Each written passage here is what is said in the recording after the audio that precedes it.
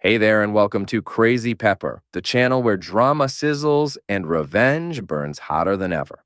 If you love jaw dropping twists, bold characters, and stories that keep you guessing till the end, you're in the right place. Subscribe and dive into gripping tales of betrayal, karma, and ultimate payback. Get ready for unforgettable moments and satisfying endings, only on Crazy Pepper. Hit that though, and let the drama begin. The email arrived at 11:47 p.m. on a Tuesday. Sender unknown, subject line blank. Alec Mercer stared at his laptop screen in his home office, the blue light casting shadows across his weathered face. 13 years of marriage, 2 kids, a mortgage in suburban Pittsburgh, and a forensic accounting practice that kept food on the table. Life was predictable, ordered, exactly how he liked it. The attachment loaded slowly. Security footage from inside his own house, his own bedroom, his own wife. Natalie writhed beneath Derek Sims, the deputy DA who'd been coming to dinner parties for 3 years, the man who'd shaken Alec's hand last Sunday after church. Derek's face was twisted in pleasure as he gripped Natalie's hips, her wedding ring catching the afternoon light as she clawed at his back. The timestamp showed last Thursday. Alec had been in Cleveland, auditing pension funds for the state. Logan was at soccer practice. May was at dance class. Perfect timing. Alec's breathing remained steady, his pulse unchanged. 10 years in private military contracting had taught him to compartmentalize. Emotion was noise. Data was truth. And the data was crystal clear. He closed the laptop with a soft click. In the darkness of his office, surrounded by files and legal documents, Alec Mercer made a decision that would destroy 3 lives and transform him into something unrecognizable. "If they want to burn it all down," he whispered to the empty room, "I'll light the match." The next morning, Alec kissed Natalie goodbye at the kitchen counter, same as always. She smiled that practiced smile, the one that had charmed politicians and donors at her high-end events for years. Her auburn hair was perfectly styled, her makeup flawless, despite the early hour. "Don't wait up tonight," she said, adjusting his tie. "The Morrison fundraiser runs late." "Of course," Alec replied, his voice unchanged. "Drive safe." Logan wolfed down cereal while scrolling his phone.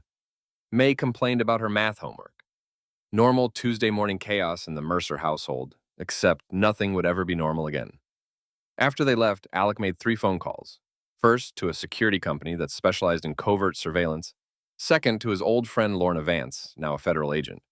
Third, to a private investigator who owed him a favor from the Detroit pension scandal. "I need eyes on 2 people," he told the PI. "Full financial workup, communications, the works. Money is no object." By noon, micro cameras were installed in every room of his house. By evening, he had Derek's phone records going back 6 months. By midnight, he was reviewing bank statements that made his blood run cold. This wasn't just adultery. This was theft. The Children's Hospital Charity Fund had been Alec's idea.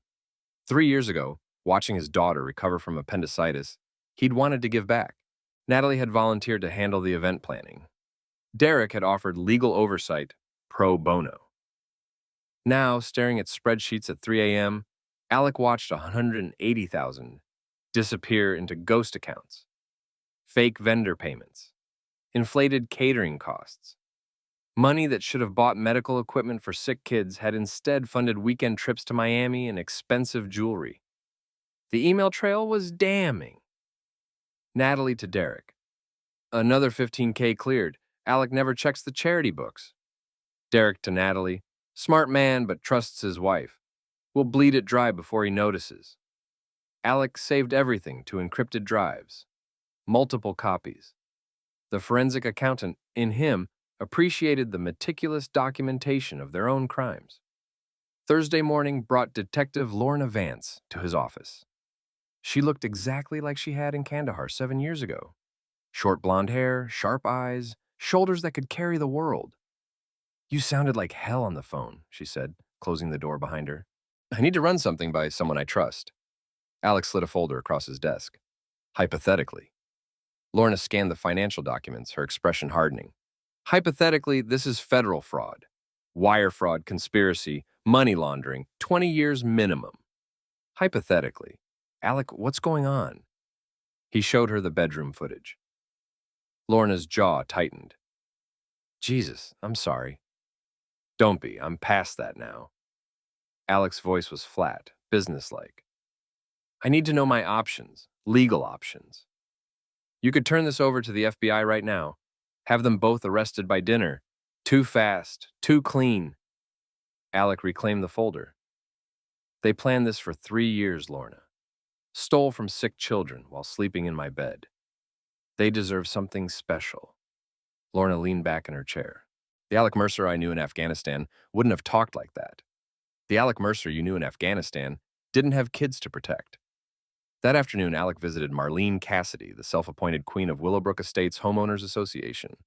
Her Tudor revival house was immaculate, her gossip network legendary.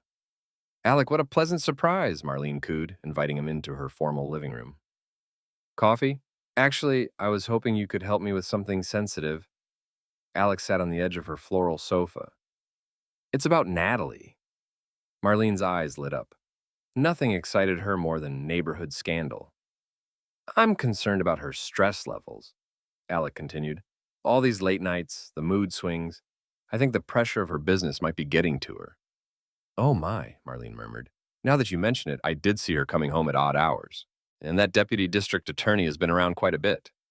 Derek's been helping with some legal issues, Alex said carefully.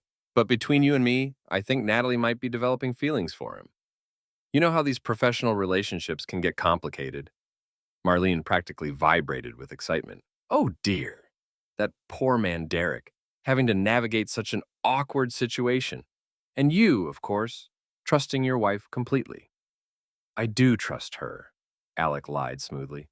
But I worry about appearances, you understand. By evening, Marlene had called 6 neighbors. By morning, the entire development would be buzzing with whispers about Natalie Mercer's inappropriate closeness with Derek Sims. Alec drove home through suburban streets lined with perfectly manicured lawns, past the playground where his children had learned to swing, beyond the community center where he'd coached Logan's baseball team. Everything looked the same. Everything was different. In his office, he opened his laptop and began liquidating assets. Joint savings accounts, investment portfolios, the line of credit secured by their house. All of it transferred to accounts in his name only. The first transaction cleared at 11:33 p.m., $47,000 from their emergency fund. Natalie's credit cards would start declining tomorrow. I'm sorry, ma'am, but your card has been declined. Alec watched through the security feed as Natalie stood frozen at the Nordstrom counter, her face flushing red. She tried 3 different cards, all declined. There must be some mistake, she stammered, pulling out her phone. Alec's phone buzzed. Emergency text from his wife. He let it ring. The anonymous tip to the IRS had been elegant in its simplicity. A concerned citizen reporting suspected tax evasion by Deputy DA Derek Sims and event planner Natalie Mercer. Documentation attached. The audit notice would arrive by certified mail within days. Derek's reaction was less composed. The audio feed from his Mercedes captured every word of his panicked phone call to Natalie. What the fuck do you mean all your accounts are frozen? I don't know. Alec handles the finances, but he's been acting strange. Strange how? Quiet. Watching me. Jesus, Derek, what if he knows? He doesn't know shit. Guy's a pencil-pushing accountant who couldn't find his own ass with both hands. Alec smiled at that. He'd killed 12 men in Afghanistan with his bare hands, but sure, pencil pusher. The confrontation came Saturday night at the Riverside Country Club. Derek was holding court at the bar, regaling city councilmen with war stories from the DA's office. His confidence was infectious, his laugh booming across the mahogany-paneled room. Alec appeared at his elbow like a ghost. Derek, enjoying yourself? The deputy DA turned, his smile never wavering. Alec, great to see you, buddy. Natalie said you've been working too hard. Did she? Alex signaled the bartender. Scotch, neat. Make it a double. Everything all right? You look like hell. Funny thing about my line of work, Alex said, accepting his drink. You learn to see patterns, follow the money. Sometimes you find things you weren't looking for. Derek's smile flickered. Such as? Alec raised his glass in a toast. Charity fraud, wire transfers, inflated vendor payments. He paused, watching Derek's face drain of color. Hotel receipts from Miami. The glass slipped from Derek's hand, scotch splashing across his $1,000 suit. Jesus, Derek, you're shaking, Alec observed. Something wrong? Derek grabbed Alec's arm, his grip tight enough to bruise. I don't know what game you're playing. No game. Alec twisted free with casual efficiency, his military training showing. Just connecting dots, you'd be amazed what 3 years of bank records can tell you. Derek's face went from pale to flushed. You son of a bitch. Careful, Alec warned, his voice dropping to a whisper. Threatening a federal witness is another felony. Federal witness? Did I forget to mention? The FBI is very interested in charity fraud these days. Something about public trust. Alec drained his scotch. Enjoy your evening, Derek. What's left of it? He was halfway to the parking lot when Derek's security detail caught up. 2 ex-cops moonlighting as muscle, their faces grim with purpose. Mr. Mercer, the larger one called. Need to have a word. Alec kept walking toward his motorcycle, a black Ducati he'd bought during his mercenary days. Already had my word with your boss. He'd like another one. The smaller man moved to block his path. Mistake.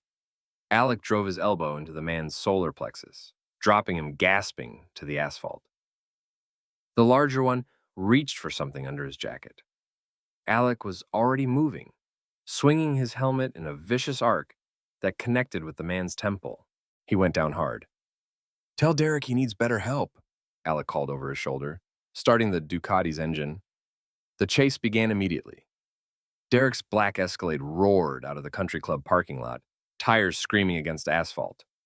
Alec gunned the motorcycle through suburban streets, weaving between cars with practiced precision. The Escalade was fast, but clumsy. Alec cut through side streets, alleyways, construction zones. The motorcycle's agility was his advantage.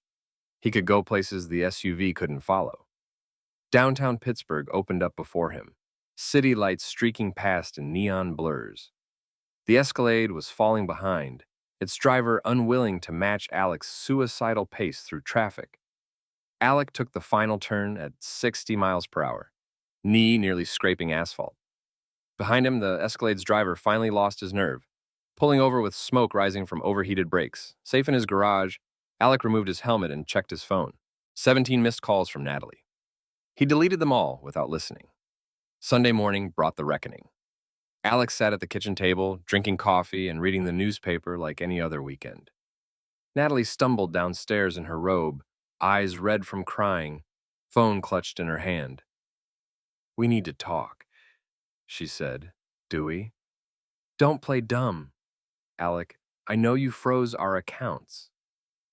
Our accounts? He folded the newspaper carefully. Funny thing about joint accounts.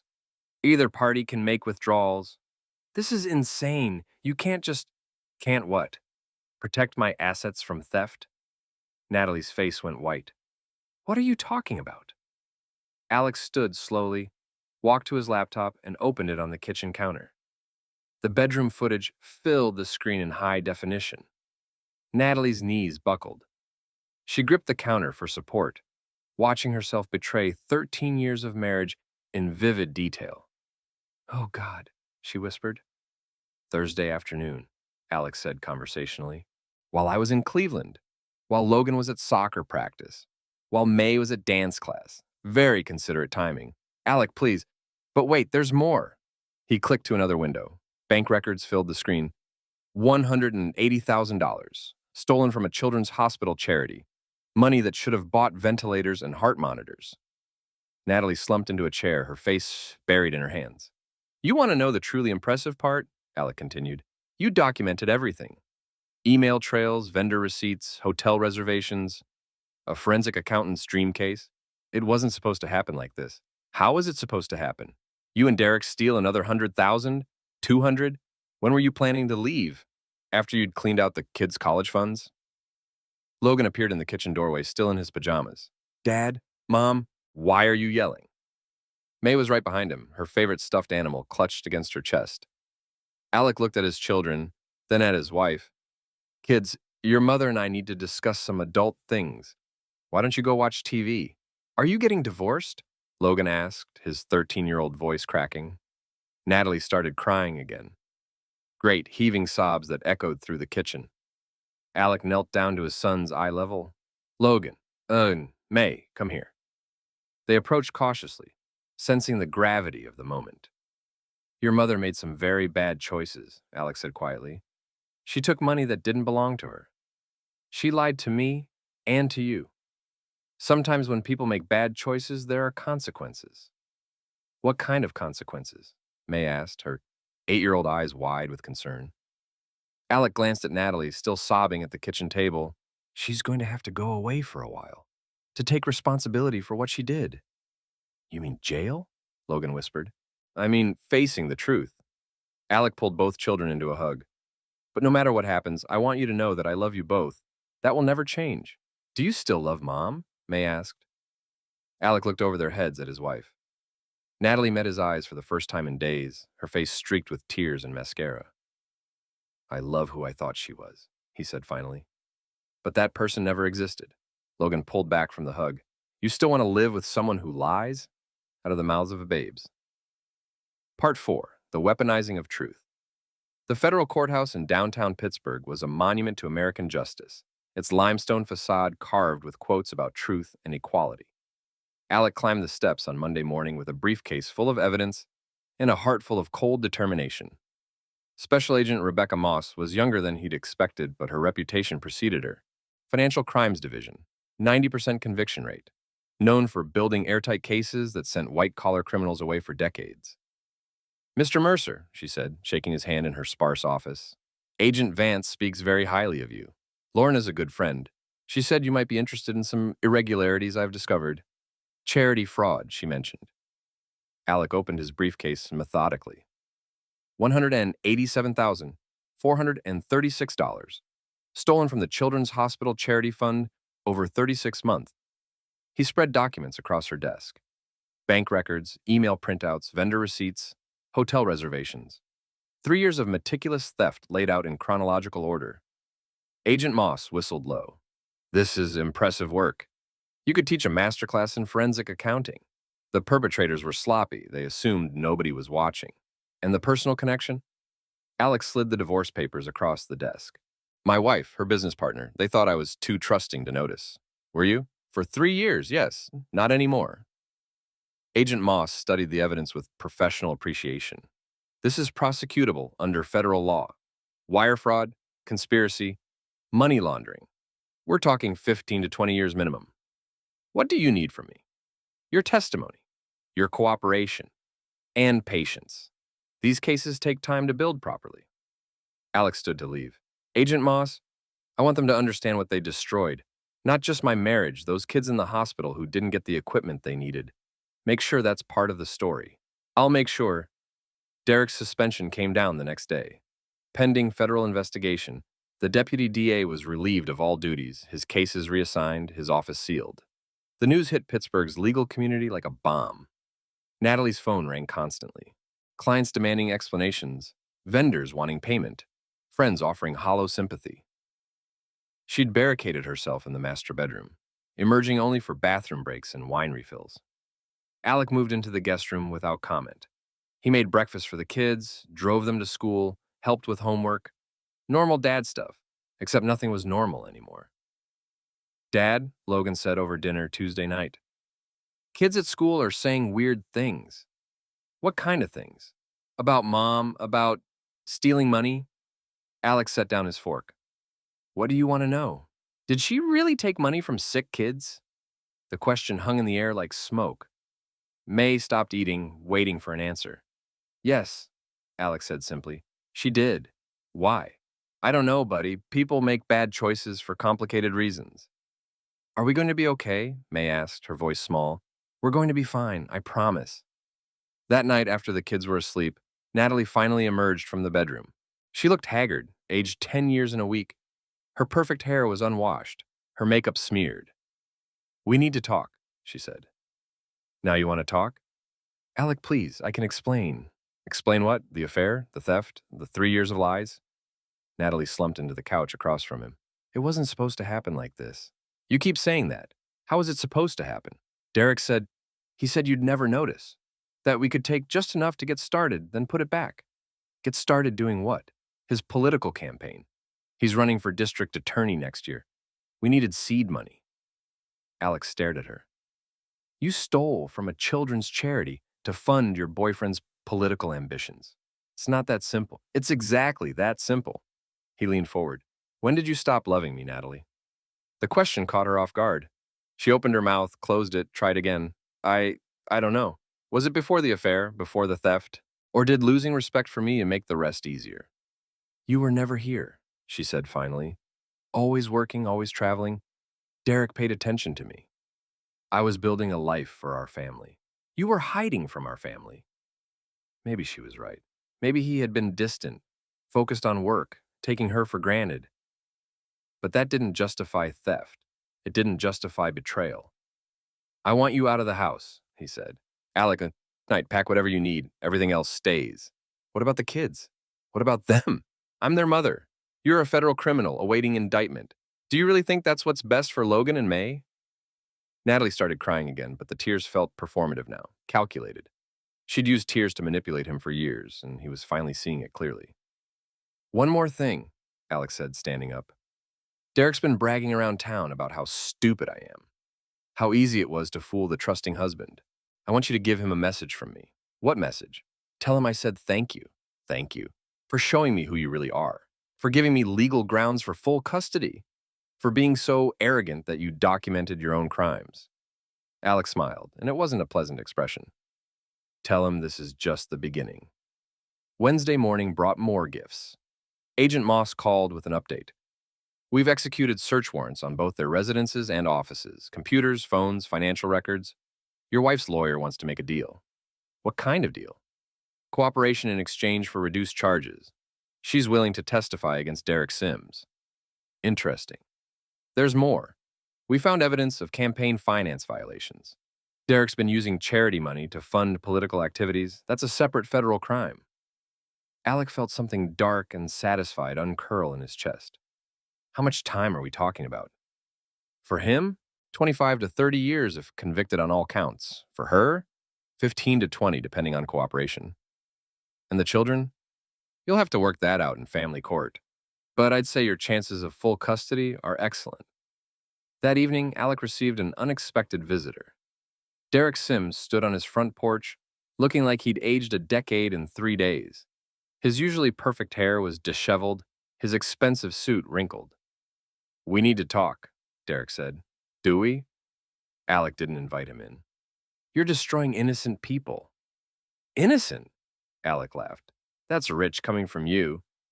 Natalie made a mistake, a stupid, emotional mistake, but she doesn't deserve to have her life destroyed. Neither did those kids in the hospital. Derek stepped closer, his voice dropping to a threatening whisper. You think you're some kind of hero? You're just a pathetic cuckold trying to save face. Maybe. But I'm a pathetic cuckold with ironclad evidence of federal crimes. This isn't over. You're right, Alec agreed. It's just getting started. Derek turned to leave, then paused. You know what the funny thing is? Natalie never loved you. Not really. She told me you were boring in bed, useless as a husband, that she was only staying for the kids' sake. The words hit like physical blows, but Alec's expression never changed. Is that supposed to hurt me? Isn't it? Derek, 3 days ago, I would have killed you with my bare hands for touching my wife. Today, I'm grateful. You did me the biggest favor of my life. How's that? You showed me the truth. About her, about myself, about what I was willing to accept. Alex stepped onto the porch, closing the distance between them. I spent 13 years trying to be the perfect husband for a woman who despised me. Now I'm free to be something else entirely. Derek backed away, suddenly aware that he was alone on the porch with a man who'd killed professionally. What's that supposed to mean? It means you picked the wrong accountant to fuck with. Alex's voice was soft, conversational. It means I have resources you can't imagine, patience you can't comprehend, and motivation you'll never understand. It means this is war, and you just brought a knife to a gunfight. Derek practically ran to his car. Thursday brought the custody hearing. Alex sat in family court wearing his best suit, flanked by 2 lawyers who specialized in high-stakes divorce cases. Across the aisle, Natalie looked small and broken next to her overworked public defender. The judge was a stern woman in her 60s who'd seen every kind of family dysfunction. She reviewed the evidence with professional detachment, the federal charges, the financial fraud, the documented affair. Mrs. Mercer, she said finally, Do you dispute any of these allegations? No, Your Honor. And you understand that pending federal charges affect this court's determination of what's in the best interests of the children? Yes, Your Honor. Mr. Mercer, you're seeking full custody with supervised visitation for the mother? Yes, Your Honor. My children have been through enough trauma. They need stability. The judge made her ruling quickly. Full custody to Alec, supervised visitation for Natalie, pending resolution of federal charges, child support suspended due to her likely incarceration. Logan and May were waiting in the hallway with Alec's sister. They looked scared, confused, like refugees from their own childhood. Is it over? Logan asked. The legal part is, Alec said. But we have work to do. We need to build a new life together. Without Mom, your mother made choices that have consequences. But you two didn't make those choices. You're not responsible for her actions. May wrapped her arms around his waist. I love you, Daddy. I love you too, sweetheart. Both of you. That's never going to change. That night, after the kids were asleep, Alex sat in his office reviewing financial statements. The house would have to be sold. Too many memories, too much debt. He'd already found a smaller place across town, closer to the kids' schools. His phone buzzed. Text message from Derek. You win. What do you want? Alex stared at the message for a long time before typing his response. Everything. The Pittsburgh Post-Gazette ran the story on Friday morning above the fold with photos. Local DA deputy, event planner indicted in charity fraud scheme.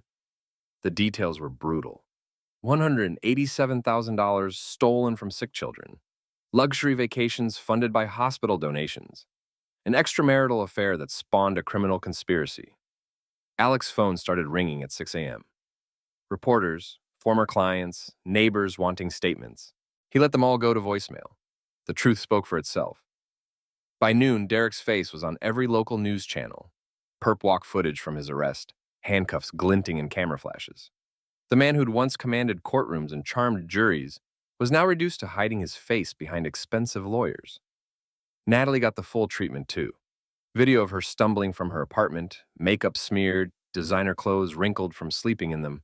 The caption read, "Disgraced event planner faces federal charges." Dad, Logan said over lunch, my phone's been blowing up. Kids at school asking questions. What kind of questions? About Mom, about the money, about everything. Alex set down his sandwich. What do you want to tell them? The truth? Then tell them the truth. Your mother stole money from a children's hospital. She had an affair with a corrupt prosecutor. She's facing federal charges because she broke the law. Won't that make it harder for her? Son, your mother made these choices. She documented these crimes. She destroyed our family for money and attention. Alex's voice was gentle but firm. Your loyalty is admirable but misplaced. She forfeited the right to your protection when she betrayed your trust. May looked up from her coloring book. Is Mom going to jail? Probably. For how long? A very long time. Good, May said matter-of-factly, returning to her coloring. She was mean to you. Out of the mouths of babes. Derek's lawyer held a press conference that afternoon, standing on the courthouse steps like a politician. Marcus Webb was expensive, connected, and desperate to salvage his client's reputation. My client maintains his innocence, Webb declared to a crowd of reporters. These charges are based on fabricated evidence provided by a vindictive ex-husband seeking revenge for his failed marriage. Alec watched the coverage from his office, taking notes. Webb was playing the victim card, painting Derek as the target of a calculated smear campaign. It was a reasonable strategy given the circumstances, and it was also completely wrong. Agent Moss called during the evening news. Saw the press conference. Your response? Let them talk. Every statement they make creates more opportunities for perjury charges. You're thinking like a prosecutor. I'm thinking like someone who wants justice. There's a difference? Alec considered the question. A week ago, he would have said yes. Justice was blind, impartial, focused on truth rather than vengeance. Now he wasn't so sure. Agent Moss, when you build these cases, do you ever get personally invested? What do you mean? Do you ever want the defendants to suffer, not just face consequences, but actually suffer? A long pause. Why do you ask? Because I want Derek Sims to understand what he destroyed. I want him to lose everything he values, the way he destroyed everything I valued. Is that justice or revenge? Maybe both. Saturday morning brought unexpected visitors. Alec was making breakfast when the doorbell rang. Logan answered it, returning with two familiar faces, Derek's ex-wife Carmen and her teenage daughter Jessica. "I hope you don't mind us stopping by," Carmen said. She was attractive in an understated way, with graying brown hair and intelligent eyes. "I wanted to thank me, for exposing what Derek really is. I knew he was cheating during our marriage, but I could never prove it. Watching him get arrested on federal charges, it was cathartic." Jessica, 16 and angry, was less diplomatic. "He's a piece of shit who destroyed our family. I'm glad someone finally caught him." "Jessica," Carmen warned. "What? It's true. He left us with nothing while he was spending money on his girlfriends. Now maybe he'll get what he deserves." Alec offered them coffee and they sat in his kitchen sharing war stories. Carmen's divorce had been brutal. Derek had hidden assets, threatened witnesses, used his connections to drag out proceedings for 3 years. "He's very good at playing the victim," Carmen said. "Makes people feel sorry for him, like he's the one being persecuted." "Not this time," Alec replied. "The evidence is too strong. Evidence doesn't always matter in family court. Derek knows how to work the system." "This isn't family court. This is federal criminal court. Different rules." Carmen smiled for the first time since arriving. "I like you already." They talked for 2 hours. Carmen was a teacher struggling to make ends meet on a single income, while Derek lived in a downtown penthouse. Jessica was smart, bitter, carrying the weight of her father's abandonment like a scar. "Can I ask you something?" Carmen said as they prepared to leave. "Of course. What's your end game here? Derek goes to prison, Natalie goes to prison, then what?" Alec considered the question. "Then my kids and I build a new life, free from lies, free from betrayal, free from people who would hurt us for their own gain. That's it. That's everything." Sunday brought another revelation. Alec was reviewing financial records when he noticed something odd. Property transfers dating back 2 years. Derek had been quietly buying real estate through shell companies using what appeared to be charity funds as down payments. 3 houses in suburban Pittsburgh, a vacation cabin in the Pocono Mountains, a commercial building downtown that he was leasing back to the county at inflated rates. It wasn't just charity fraud anymore. It was a systematic scheme to convert stolen funds into untraceable assets. Alex spent the day documenting everything: property records, loan applications, shell company filings. The pattern was clear once you knew what to look for. Derek had been planning this for years, not months. His phone rang at 9 p.m. Unknown number. "Hello? You need to back off." The voice was electronically distorted, threatening. "Excuse me? Derek Sims has friends, powerful friends. People who don't appreciate what you're doing." "And what am I doing?" "Destroying a good man's reputation with fabricated evidence." Alec almost laughed. "Fabricated? Every document is authenticated. Every transaction is verified. Derek stole money from a children's hospital, and I have the receipts. Last warning, drop this or face the consequences." The line went dead. Alec immediately called Agent Moss. "I just received a threatening phone call. Electronic voice distortion warned me off the Derek Sims case. We'll trace it. In the meantime, are you concerned for your safety?"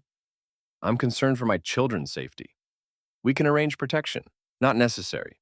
But I want this on record. If something happens to me or my family, Derek Sims is responsible." "Understood. Anything else?" "Actually, yes. I found something you need to see.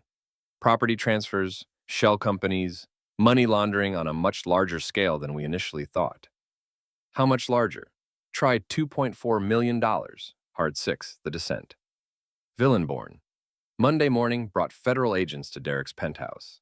Alec watched the news coverage from his office, drinking coffee while FBI teams carried out boxes of evidence. Derek's lawyer stood helplessly on the sidewalk, fielding questions from reporters about the expanded charges. "Racketeering, money laundering, tax evasion," Agent Moss told Alec over the phone. "Your property analysis opened up a whole new investigation. We're looking at a criminal enterprise spanning 5 years. What's Derek's exposure now? Life in prison, minimum 40 years if he's convicted on all counts." Alec felt that dark satisfaction again, stronger this time. Derek had called him a pathetic cuckold, a trusting fool who'd never see justice. Now the deputy DA was facing life behind bars. There's something else, Agent Moss continued. Derek's trying to flip. He wants to make a deal. What kind of deal? Information about corruption in the DA's office in exchange for reduced charges. He claims there's a whole network of prosecutors taking kickbacks. Do you believe him? Desperate men say desperate things, but we have to investigate. The investigation expanded rapidly. Federal agents interviewed prosecutors, judges, defense attorneys. Derek's claims of widespread corruption were mostly lies, but they contained enough truth to be dangerous. 2 assistant DAs were suspended pending investigation. A judge recused himself from several cases. Derek was trying to burn down the entire system to save himself. Dad, Logan said over dinner Tuesday night, kids at school are saying you're some kind of superhero. What? Like, you single-handedly exposed a criminal conspiracy, took down corrupt prosecutors, saved a children's hospital. Alec almost choked on his food. I'm not a superhero, buddy. I just followed the evidence. But you did save people, right? The sick kids who needed the money? I helped recover stolen funds, yes. That's pretty cool. May nodded enthusiastically. You're like Batman, but with math. Despite everything, Alex smiled. His children still saw him as a hero. That meant something. Wednesday brought an unexpected development. Alec arrived at his office to find Carmen Sims waiting in the lobby, holding a manila envelope. I have something for you, she said without preamble. Inside the envelope were financial documents, bank statements, investment records, property deeds, all in Derek's name, all hidden during their divorce proceedings. Where did you get these? Derek's mother gave them to me. She's horrified by what he's done, wants to make amends. Alex studied the documents. More hidden assets, more evidence of financial fraud. Derek had been stealing for longer than anyone realized. Why give these to me instead of the FBI? Carmen met his eyes. Because I trust you to make sure he pays for everything he's done, to all of us. That afternoon, Alec delivered the documents to Agent Moss. They represented another $800,000 in hidden assets, pushing Derek's total exposure to over $3 million. This changes everything, Agent Moss said. We're talking about organized criminal activity spanning a decade. What about Natalie? She's cooperating fully. Her testimony is crucial to the case. And her sentence? 12 to 15 years, depending on how useful her cooperation proves to be. Alec felt nothing at the news. No satisfaction, no regret. Natalie had made her choices, and now she would face the consequences. Thursday evening brought a phone call from an unexpected source, Natalie herself. Alec, please, I need to see you. Why? To explain, to apologize, to say goodbye to the kids before you go to prison for 12 years? A long pause. Yes. The kids don't want to see you. They're children. They don't understand. They understand perfectly. You stole money from sick kids. You cheated on their father. You lied to their faces for 3 years. Alec's voice was cold, final. They understand that their mother is a criminal. Please, Alec, 5 minutes. That's all I'm asking. No, I'm their mother. You were their mother. Now you're just another defendant waiting for sentencing. He hung up before she could respond. Friday brought news that Derek's trial date had been set, 6 months from now. The media coverage was intense, with legal experts predicting the biggest corruption trial in Pittsburgh's history. Alec found himself becoming a local celebrity. Reporters called him the accountant avenger, the man who'd single-handedly exposed a criminal conspiracy. He declined all interviews, but the attention was flattering. More importantly, it was useful. Alec had been quietly using his newfound fame to expand his forensic accounting practice. Businesses wanted the man who'd caught Derek Sims to review their books. Law firms wanted his expertise on financial crime cases. Within 2 months, his income had tripled. He bought a house in Sewickley, an upscale suburb where old Pittsburgh money lived quietly behind stone walls and wrought iron gates. The house was smaller than his old one, but infinitely more secure. Cameras, alarms, reinforced doors, bulletproof windows in the office. Logan and May adjusted quickly. New schools, new friends, new opportunities. They seemed happier away from the memories of their old life. Dad, May said one evening as he tucked her into bed, are you happy now? What do you mean, sweetheart? You seem different, stronger, like you're not sad about Mom anymore. Out of the mouths of babes. I'm not sad about your mother, Alex said carefully. I'm disappointed. I'm angry, but not sad. Why not? Because she showed me who she really was. And now I know I don't want to be married to someone like that. Are you going to marry someone else? The question caught him off guard. Would that bother you? May consider this seriously. Only if she's mean to you like Mom was. Your mother wasn't mean to me. Yes, she was. She called you boring. She said you worked too much. She made you sad. Alex stared at his daughter, realizing she'd been watching, listening, understanding more than he'd given her credit for. You're right, he said finally. She was mean to me, but I let her be mean to me because I thought that's what love looked like. That's not love. No, it's not. Saturday morning brought an unexpected visitor. Detective Lorna Vance, looking official in her federal agent suit. Morning, Alec. Mind if I come in? Of course. Coffee? Please? They sat in his new kitchen, sunlight streaming through expensive windows. Everything was different from his old life, including himself. You look good, Lorna observed. Healthier. I feel better. The kids seem to be adjusting well. They're resilient. Lorna set down her coffee cup. We need to talk about Derek Sims. What about him? He's been making threats, claiming you fabricated evidence, that you're running some kind of vendetta campaign, and his lawyers suggesting you might have used your military connections to intimidate witnesses. Alec almost laughed. That's ridiculous. Is it? Because I've been watching you these past few months, and you're not the same man I knew in Afghanistan. People change. Yes, they do. Sometimes not for the better. Alex studied his old friend's face. What are you really asking me, Lorna? I'm asking if you've crossed any lines. If there's anything you haven't told me about how you gathered this evidence. Everything I gave you was obtained legally. That's not what I asked. Alec leaned back in his chair. Derek Sims stole money from sick children. He destroyed my marriage, traumatized my kids, and thought he was too smart to get caught. I followed the evidence wherever it led, and it led to him. And if it had led somewhere else, then I would have followed it there too. Lorna nodded slowly. That's what I was afraid of. Meaning you've become someone who sees justice as a zero-sum game. Someone who believes the ends justify any means. Is that such a bad thing? When the someone used to be my friend, yes. They finished their coffee in uncomfortable silence.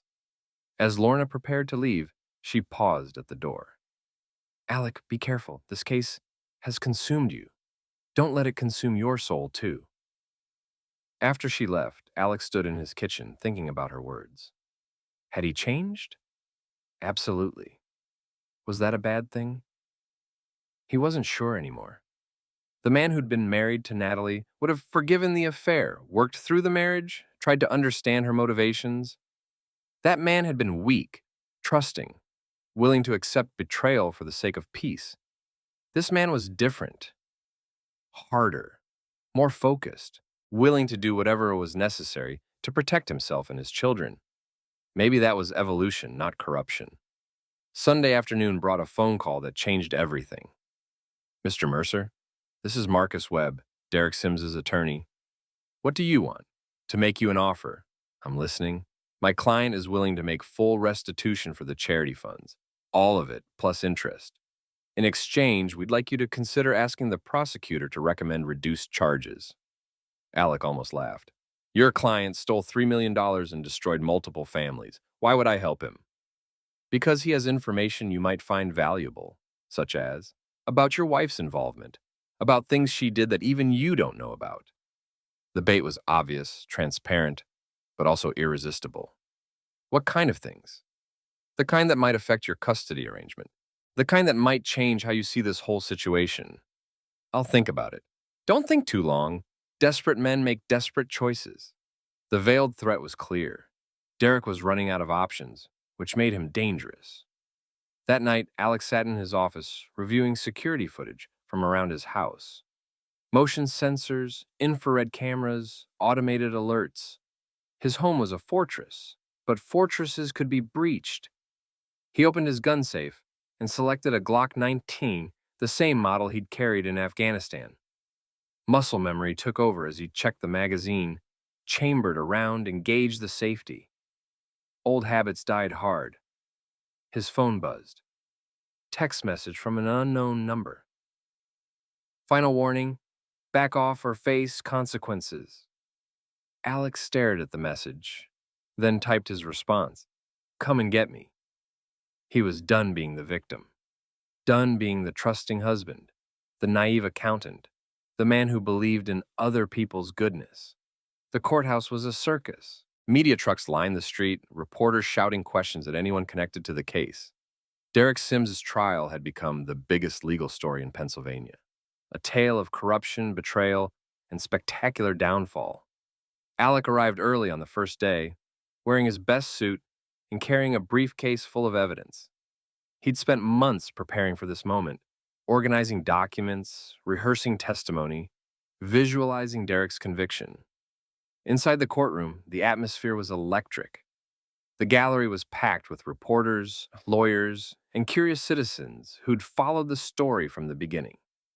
Derek sat at the defense table, looking pale and diminished, his expensive suit unable to hide the weight he'd lost during months of stress. Natalie was already there, flanked by federal marshals. She looked older, broken, wearing an orange jumpsuit that marked her as a cooperating witness. She didn't meet Alec's eyes as he took his seat in the gallery. Judge Patricia Coleman called the court to order. She was a no-nonsense jurist known for running tight proceedings and handing down harsh sentences. Derek's lawyers had tried to get her recused, claiming bias. She'd denied the motion with prejudice. The prosecution's opening statement was devastating. Assistant U.S. Attorney David Chen laid out the case methodically. $3 million stolen from charities and taxpayers, a web of shell companies and fraudulent contracts, lives destroyed for personal gain. Ladies and gentlemen of the jury, Chen said in closing, this case is about trust. Trust betrayed by a man who swore an oath to serve justice. Derek Sims didn't just steal money, he stole hope from sick children, faith from charitable donors, and integrity from the legal system itself. Derek's lawyer, Marcus Webb, tried to paint his client as the victim of a vengeful ex-husband's elaborate frame job. He argued that Alec Mercer had used his military training and forensic skills to manufacture evidence, destroy documents, and intimidate witnesses. My client is guilty of one thing, Webb told the jury, poor judgment in his personal relationships. But poor judgment is not a federal crime. The first week of testimony established the foundation of the case. FBI agents described the investigation, forensic accountants explained the financial schemes, charity officials testified about the impact of the thefts. Alec watched it all with professional satisfaction. Every document he'd provided was authenticated, every transaction verified, every connection proven beyond reasonable doubt. The second week brought more dramatic testimony. Natalie took the stand as the prosecution's star witness, her voice barely above a whisper as she described the conspiracy. Derek said it would be easy money, she testified, that Alec was too trusting to notice, too busy to check the books carefully. He said we could take what we needed and replace it later. But you never replaced it, did you? Prosecutor Chen asked. No, there was always another expense, another need. Derek's campaign, the apartment, the vacations. It became easier to take more than to put anything back. And your husband? Did he suspect anything? Natalie glanced at Alec for the first time since entering the courtroom. Not at first. Alec trusted me completely. He signed whatever I put in front of him, approved whatever expenses I claimed were necessary. When did that change? About 6 months before he discovered the affair. He started asking more questions, wanting to see invoices, checking bank statements. Derek said we needed to be more careful. More careful how? Better documentation, fake receipts, backdated contracts. Derek had connections in the county procurement office who could make things look legitimate. The testimony continued for 3 days. Natalie described every aspect of the conspiracy, how they'd identified vulnerable charities, created fake vendor companies, funneled money through offshore accounts. Her cooperation was complete, devastating, and utterly damning to Derek's defense. During cross-examination, Webb tried to portray Natalie as the mastermind, Derek as her unwitting accomplice. It was a desperate strategy that fooled no one. Isn't it true that you initiated the relationship with my client? Webb asked. No. Derek pursued me for months before anything happened. And isn't it true that the financial schemes were your idea? No, Derek designed everything. I just implemented his plans. You're testifying against my client to reduce your own sentence, correct? Yes, but everything I'm saying is true. Week 3 brought Alec to the witness stand. He'd been preparing for this moment for 8 months, and his testimony was flawless. Prosecutor Chen walked him through the discovery process. The anonymous email, the surveillance installation, the financial investigation that uncovered the conspiracy. Mr. Mercer, what was your reaction when you first realized the scope of the fraud? Disbelief, then anger, then determination?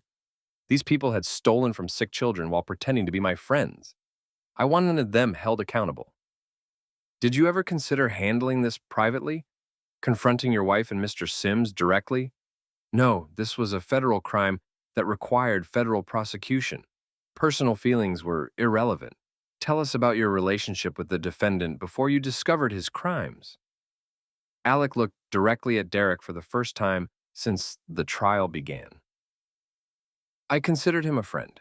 I trusted him in my home, around my children. I asked his advice on legal matters. I believed he was a man of integrity. And now? Now I see him for what he really is. A predator who exploited that trust to steal money and destroy families. Webb's cross-examination was brutal but ineffective. He tried to paint Alec as vindictive, obsessed, willing to fabricate evidence for revenge. But every document was authenticated, every recording verified, every piece of evidence bulletproof. Isn't it true, Mr. Mercer, that you used illegal surveillance to gather this evidence? No, I installed cameras in my own home, which is perfectly legal. And you shared this information with federal agents without a warrant? I provided evidence of federal crimes to the appropriate authorities. That's not just legal, it's a civic duty. You've benefited professionally from this case, haven't you? Your accounting practice has grown significantly? Yes. People want competent forensic accountants. Exposing a major fraud scheme demonstrated my competence. Some might say you've profited from your wife's misfortune. Alec's voice was cold, steady. Some might say that criminals who steal from sick children deserve whatever misfortune befalls them. The final week brought expert witnesses and closing arguments. The prosecution's case was overwhelming. Hundreds of documents, dozens of witnesses, millions of dollars in trace transactions. Derek's guilt was established beyond any reasonable doubt. Webb's closing argument was a last-ditch appeal for mercy. He portrayed Derek as a flawed man who'd made terrible choices but didn't deserve to spend his life in prison. Yes, my client stole money. Yes, he betrayed trust. But he's not a monster. He's a human being who lost his way and deserves a chance at redemption. Prosecutor Chen's closing was devastating. Derek Sims isn't here because he made mistakes. He's here because he made choices. Deliberate, calculated choices to steal from the most vulnerable members of our society. Children fighting for their lives in hospital beds, whose families trusted that their donations would buy medical equipment and research. Chen gestured toward the defense table. The defendant wants your sympathy, your understanding, your mercy. But where was his sympathy for the children he robbed? Where was his understanding of the trust he betrayed? Where was his mercy for the families he destroyed? The jury deliberated for 6 hours. When they returned, their verdict was swift and unanimous. Guilty on all counts. Derek collapsed in his chair, his face drained of color. His mother, sitting in the gallery, began sobbing. Marcus Webb stared at the jury in shock, as if he couldn't believe his client's conviction was possible. Alec felt nothing. No satisfaction, no vindication, no joy. Just cold emptiness, where his emotions used to be. Outside the courthouse, reporters swarmed. Prosecutor Chen gave a brief statement about justice being served and the rule of law prevailing. Marcus Webb promised an appeal. Alec declined all interviews, walking past the cameras without comment. But as he reached his car, one reporter called out a question that stopped him cold. Mr. Mercer, do you feel like you've gotten your revenge? Alec turned back, considering the question. The reporter thrust a microphone toward him, waiting for a soundbite. This was never about revenge, Alec said finally. It was about truth. Derek Sims stole $3 million from charities and taxpayers. He corrupted the legal system he was sworn to protect. He destroyed families for personal gain. But surely there's some satisfaction in seeing him convicted. There's satisfaction in seeing justice done, in knowing that stolen money will be recovered and returned where it belongs. in protecting other potential victims from a dangerous predator. What about your ex-wife's sentence? Natalie Mercer made her choices and will face the consequences. I hope her cooperation helps prosecute other criminals and recover more stolen funds. And your children? How are they handling all this? Alex's expression hardened. My children are off limits. They're innocent victims who deserve privacy and protection. He got in his car and drove away, leaving the circus behind. That evening, alone in his secure house with his children asleep upstairs, Alex sat in his office, reviewing the day's events. Derek's conviction was just the beginning. Sentencing would come next, then appeals, then the long process of asset recovery and restitution. But the legal victory felt hollow somehow. Derek would go to prison, Natalie would serve her sentence, and the stolen money would be recovered. Justice by any objective measure. So why did he feel so empty? His phone buzzed. Text message from Carmen Sims. Thank you. Jessica and I watched the verdict on TV. Finally feels like justice. Another message from Agent Moss. Outstanding work. Case couldn't have happened without you. More messages from lawyers, reporters, former clients, all congratulating him on the victory, praising his dedication to justice, celebrating the conviction of a corrupt prosecutor. But Alec felt like he was reading about someone else's triumph. The man who'd started this journey 8 months ago, the betrayed husband seeking truth, had died somewhere along the way.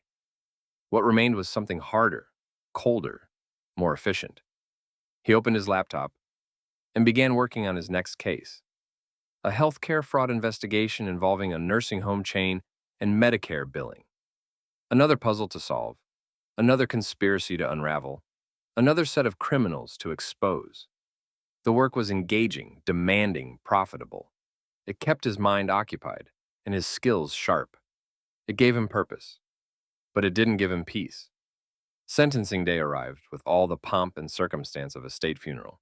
The courthouse was packed again, media trucks lining the street like hearses. Derek Sims was about to learn how many years of his life he'd traded for $3 million in stolen charity funds. Judge Coleman had a reputation for harsh sentences in financial crimes cases. She'd sent CEOs away for decades, ruined political careers with a single ruling, destroyed criminal enterprises with the stroke of a pen. Derek's lawyers had begged for mercy, filed motion after motion for reduced charges, even suggested their client suffered from a gambling addiction that explained his criminal behavior. None of it mattered. Mr. Sims, Judge Coleman said, her voice echoing through the packed courtroom, you have been convicted of racketeering, conspiracy, wire fraud, money laundering, and tax evasion. These crimes represent a betrayal of public trust that strikes at the very foundation of our legal system. Derek stood beside his lawyer, wearing shackles and an orange jumpsuit. The expensive suits were gone, along with the confident smile and political ambitions. Prison had aged him years in just months. The evidence presented at trial showed a systematic, deliberate scheme to defraud charities and taxpayers over a period of 5 years. You stole money intended for sick children, used your position as a prosecutor to facilitate criminal activity, and corrupted the very system you were sworn to protect. Judge Coleman paused, letting the weight of her words settle over the courtroom. The court sentences you to 18 years in federal prison, followed by 5 years of supervised release. You will make full restitution to all victims, forfeit all assets connected to your criminal activity, and pay a fine of $500,000. Derek's knees buckled. His mother screamed from the gallery. His lawyer gripped his arm to keep him upright. 18 years. Derek was 42 years old. He'd be 60 when he got out, assuming he survived federal prison. His political career was over, his reputation destroyed, his future reduced to counting days on a prison calendar. Alec watched the sentencing with professional detachment. Justice had been served according to federal guidelines. Derek's crimes warranted significant punishment, and Judge Coleman had delivered it. But he felt nothing. No satisfaction, no vindication, no sense of closure. Just cold emptiness, where his emotions used to be. Natalie's sentencing came the following week. Her cooperation had earned her a reduced sentence, but cooperation didn't erase 5 years of theft and fraud. Judge Coleman was no more forgiving to her than she'd been to Derek. Mrs. Mercer, your cooperation with federal authorities has been noted and appreciated. However, your crimes were serious and sustained. You betrayed the trust of charitable donors, stole money from sick children, and participated in a criminal conspiracy that corrupted public institutions. Natalie stood in shackles, her once perfect appearance reduced to prison-issued clothing and no makeup. She looked older, broken, like a stranger wearing his ex-wife's face. The court sentences you to 12 years in federal prison, followed by 3 years of supervised release. You will make full restitution to all victims and forfeit all assets connected to your criminal activity. 12 years. May would be 20 when her mother got out. Logan would be 25. They would grow up, graduate, maybe marry, and have children while their mother counted days in a federal penitentiary. Alec felt a flicker of something, regret, pity, but it passed quickly. Natalie had made her choices. She'd chosen Derek over her family, theft over honesty, lies over truth. Now she would live with the consequences. After the sentencing, Alec drove to the federal prison where Derek was being held, pending transfer to his permanent facility. The visit had been arranged through Derek's lawyer, a final meeting between the predator and his prey. The visiting room was sterile, institutional, designed to crush hope. Derek sat across from him in an orange jumpsuit, handcuffed to a metal table. He looked smaller somehow, diminished by confinement. "You came," Derek said, his voice hoarse. "I wanted to see the end of this." 18 years, Alec. 18 fucking years. You earned every day of it. Derek's eyes flashed with anger. You destroyed my life over money, over your hurt feelings about an affair. I exposed your crimes. The destruction was self-inflicted. Natalie never loved you. You know that, right? She told me you were boring in bed, pathetic as a husband, that she was only staying for appearances. The words were meant to hurt, but they bounced off Alec like bullets off armor. Is that supposed to matter to me? Doesn't it? Derek, I spent 13 years married to a woman who despised me. You did me the biggest favor of my life by showing me the truth. What truth? That I was living a lie, that my marriage was a sham, that the woman I loved never existed. Alec leaned forward slightly. You freed me from 13 years of misery. I should be thanking you. Derek's face contorted with rage. You self-righteous son of a bitch. You think you're some kind of hero? I think I'm a man who protected his children from criminals. Your children hate their mother because of you. You poisoned them against her. My children understand that their mother stole money from sick kids.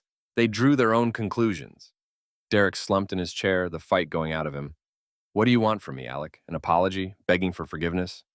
I don't want anything from you. This is closure. Closure? The end of Derek Sims. Tomorrow you disappear into the federal prison system for 18 years. Your name will be forgotten. Your crimes a footnote in legal journals. You'll become nothing. Alex stood to leave. And me? Derek called after him. What do I become? Alec paused at the door. You become exactly what you always were. A criminal who got caught. The drive home took 40 minutes through suburban Pittsburgh, past houses where normal families live normal lives. Alec had once been part of that world, worried about mortgages, school districts, planning family vacations and retirement savings. Now he lived in a different world.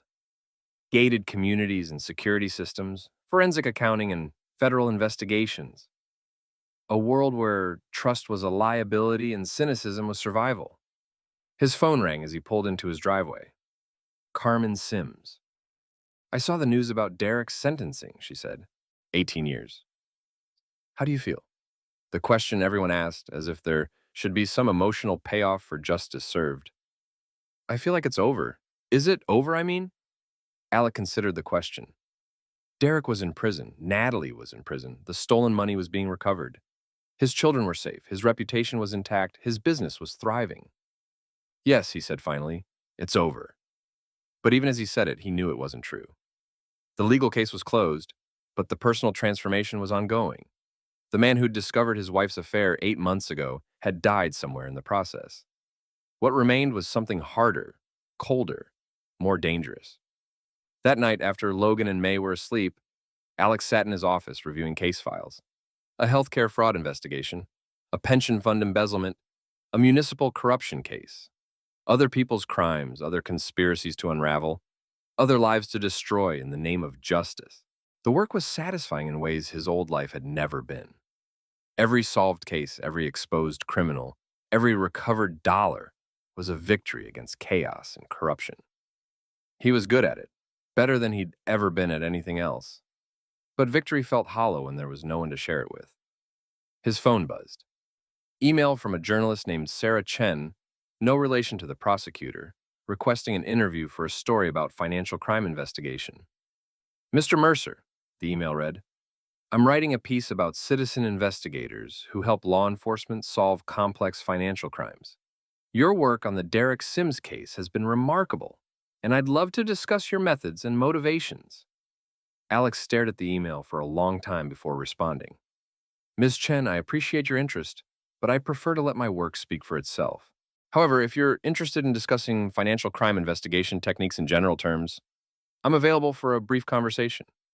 He hit send before he could reconsider. Maybe it was time to start building connections in the media, developing sources who could help with future investigations. Or maybe he was just lonely.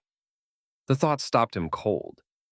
When had he last had a conversation with someone who wasn't a client, a law enforcement officer, or his children?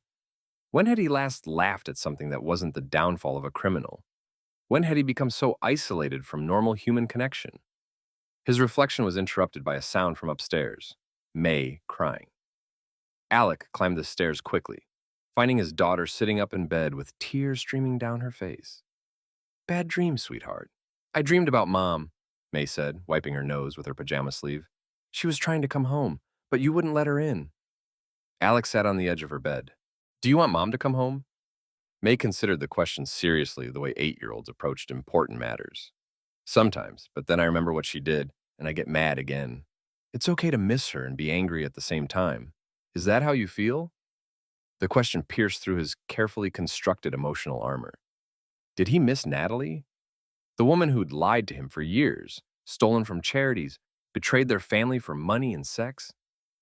I miss who I thought she was, he said finally. But that person never really existed. Are you sad? Not anymore. Are you happy? Another piercing question from his 8-year-old daughter. Was he happy? He was successful, respected, financially secure. His children were safe and thriving. His enemies were imprisoned. But happy?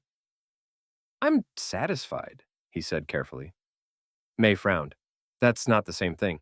No, it's not. Maybe you need a new mom. Not for me and Logan, but for you, someone who's nice to you.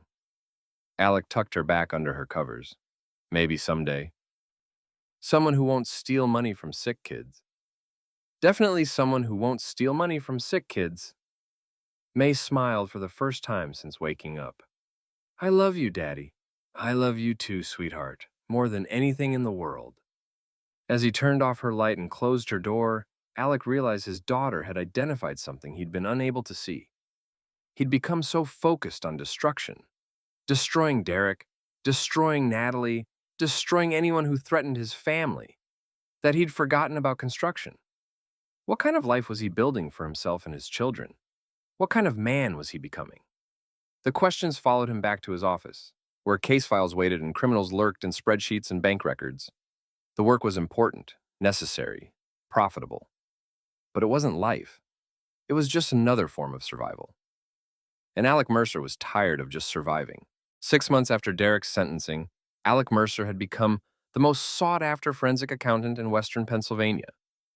His phone rang constantly, with requests from law firms, federal agencies, and corporate clients who wanted the man who'd brought down a corrupt prosecutor to review their books and find their hidden problems.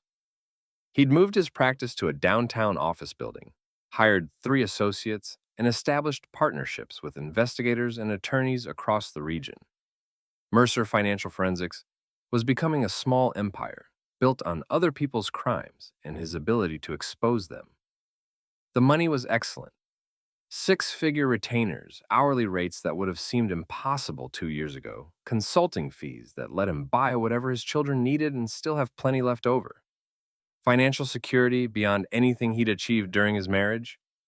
But success felt hollow when measured against what he'd lost. Not Natalie. He felt nothing for her anymore except professional disgust. But something harder to define. The ability to trust, maybe. the willingness to believe in other people's goodness, the capacity for simple human connection. His children were thriving, at least. Logan was 14 now, captain of his freshman basketball team, popular with classmates who found his father's notoriety exciting rather than embarrassing. May was 10, excelling in math and science, already talking about following in her father's footsteps as an investigator. They'd adapted to their new life with remarkable resilience. The secure house in Sewickley, the private schools, the comfortable routines that money could buy.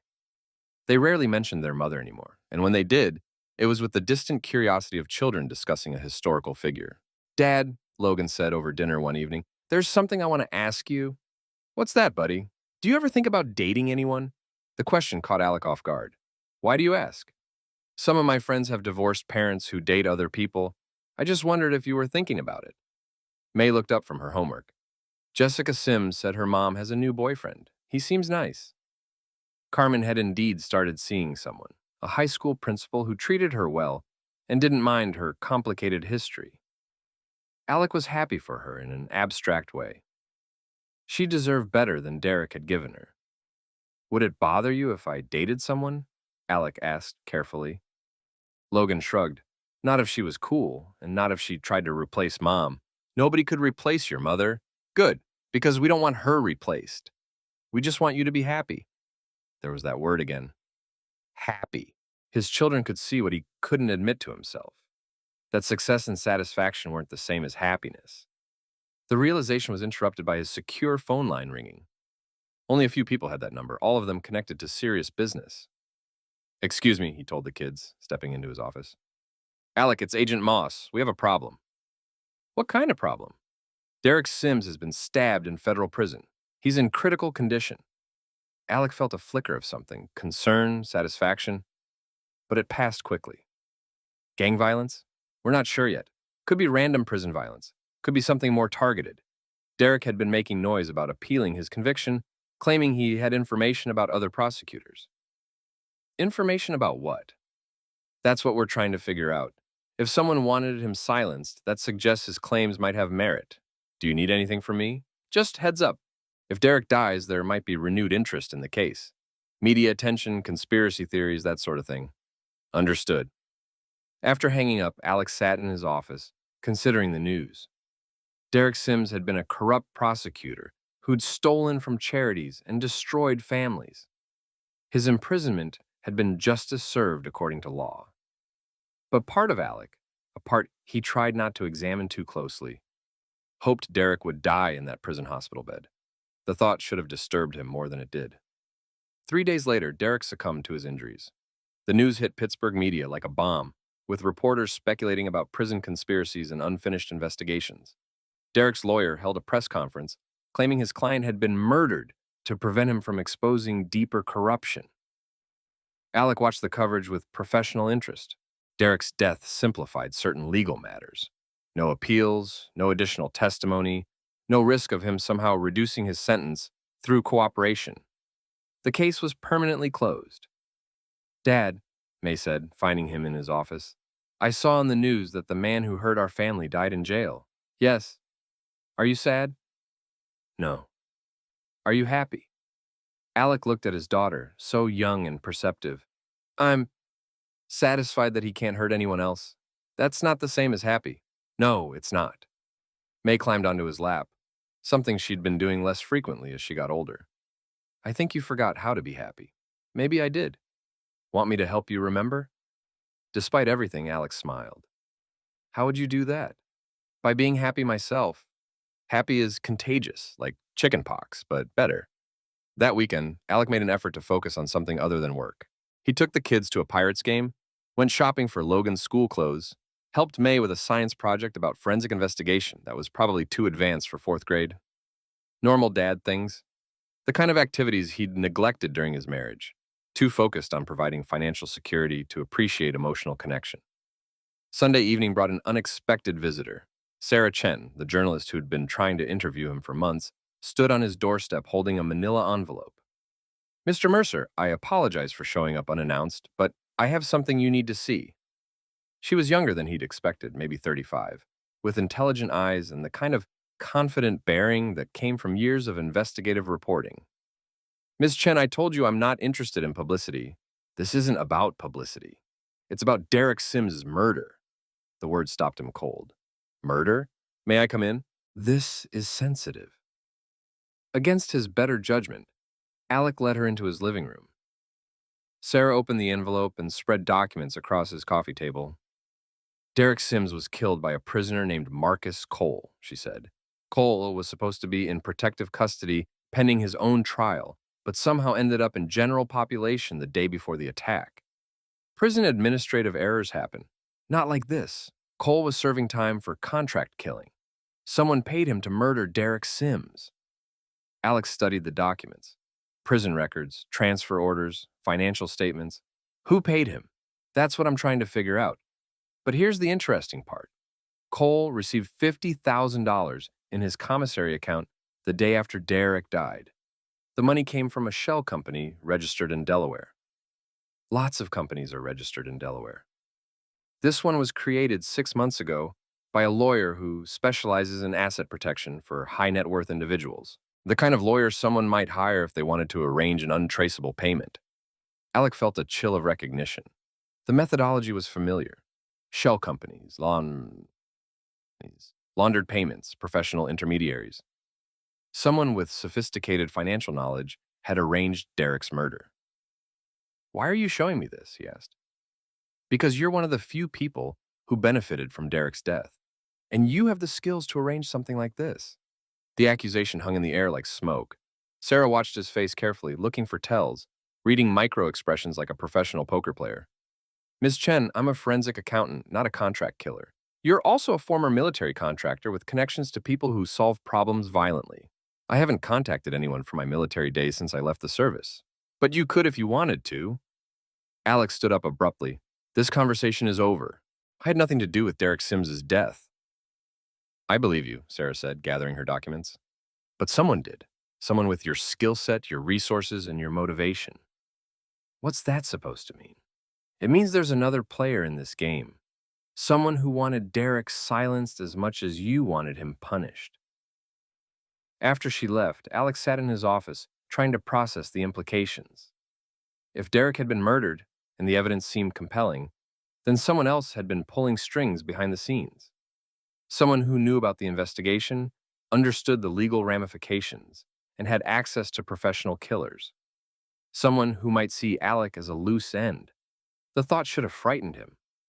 Instead, he felt something like anticipation. For months, he'd been focused on destruction. Destroying Derek, destroying Natalie, destroying anyone who threatened his family. The work had been satisfying, but ultimately hollow. Now someone was threatening him. Finally, a worthy opponent. His secure phone rang at midnight. Unknown number, caller ID blocked. Hello? Mr. Mercer, we need to talk. Who is this? Someone who appreciates your work. Someone who helped ensure Derek Sims got what he deserved. I don't know what you're talking about. Of course you don't, but we should meet anyway. There are opportunities for someone with your talents. What kind of opportunities? The kind that pay very well and serve the greater good. Pittsburgh has many corrupt officials who need investigation, many criminals who escape justice through political connections. The offer was tempting in ways Alec didn't want to examine. More cases, bigger targets, unlimited resources to pursue justice wherever it led. I'm not interested, he said finally. Are you sure? Derek Sims was just the beginning. There are others like him, protected by wealth and political connections. Others who steal from the vulnerable and think they're untouchable. Who are you? Someone who believes in justice. Someone who has been watching your work with great interest.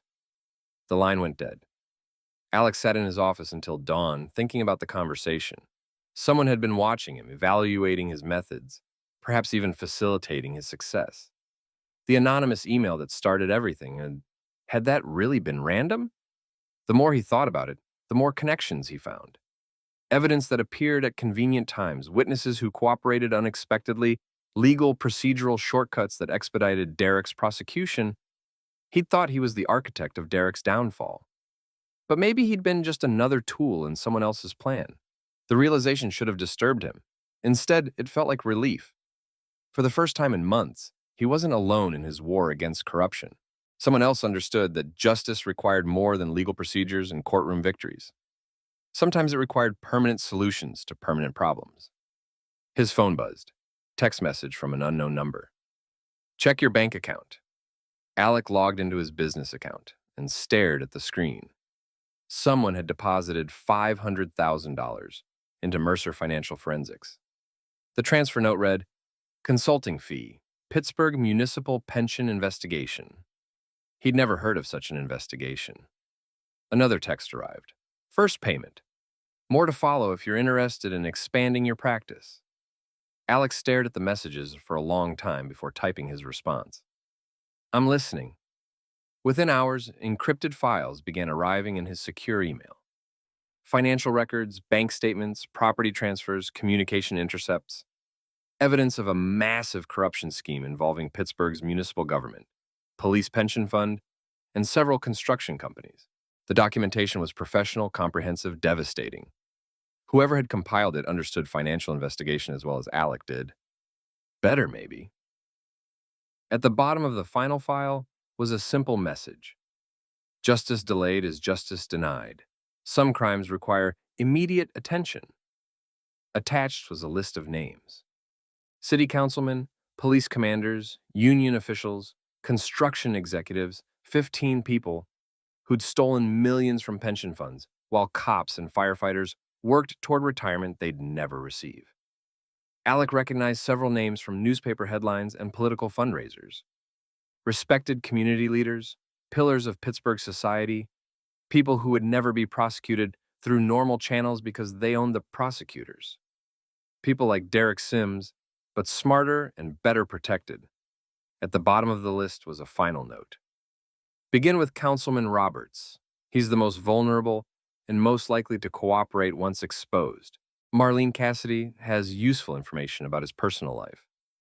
Marlene, the HOA gossip queen who'd helped spread rumors about Natalie's affair. Someone had been watching that carefully, noting his methods, cataloging his resources. Alec closed the files and walked upstairs to check on his children. Logan was asleep with a basketball still clutched in his hands. May had fallen asleep reading a book about crime scene investigation. They were safe, healthy, happy. Everything he'd worked to protect was secure. But safety was relative. There would always be other Derek Sims, other corrupt officials who stole from the vulnerable and thought themselves untouchable. People who would hurt his children if given the opportunity. The legal system had worked in Derek's case, but only because the evidence was overwhelming and the crimes were obvious. Smarter criminals, better connected predators might escape justice through political influence and legal technicalities, unless someone was willing to ensure they didn't escape. Alec returned to his office and composed a secure email. "I'm interested in the Roberts investigation. What kind of timeline are we discussing?" The response came within minutes. "Immediate. Roberts is about to destroy evidence and flee the country. We have a narrow window to act. And after Roberts? After Roberts, we discuss your future in this organization. You've proven yourself capable of complex financial investigation and absolute discretion. Those skills are valuable to people who serve justice beyond the reach of traditional law enforcement." Alex stared at the message for a long time. He was being recruited by someone or some organization that operated outside legal boundaries but served similar goals. Vigilante justice for white-collar criminals who escaped traditional prosecution. It was illegal, dangerous, morally ambiguous, everything his old life had taught him to avoid. It was also exactly what Derek Sims and people like him deserved. "Send me everything you have on Roberts," he typed. "Let's get started." Months later, Roberts' assassin Torres confronted Alec at Heinz Field parking lot. "Recant your corruption allegations or your children die," Torres threatened, weapon drawn. FBI agents, tipped by Alec's shadow benefactor, swarmed the scene. Alec disarmed Torres with military precision. Roberts was arrested. Torres cooperated. The shadow organization deposited $5 million in Alec's account. "Insurance, you'll never face these choices again." "Agent Moss, ready to go home?" "Yes," Alec said, "I'm ready." At home, checking on sleeping Logan and May, Alec realized he'd transformed from betrayed husband to ruthless protector. The man who'd exposed Derek and destroyed Roberts would always lurk beneath suburban normalcy. He'd chosen family over soul. Outside his bulletproof windows, Pittsburgh slept peacefully, slightly more honest. Inside, his children dreamed of futures secured through methods they'd never understand. Alec Mercer finally found peace in that terrible choice.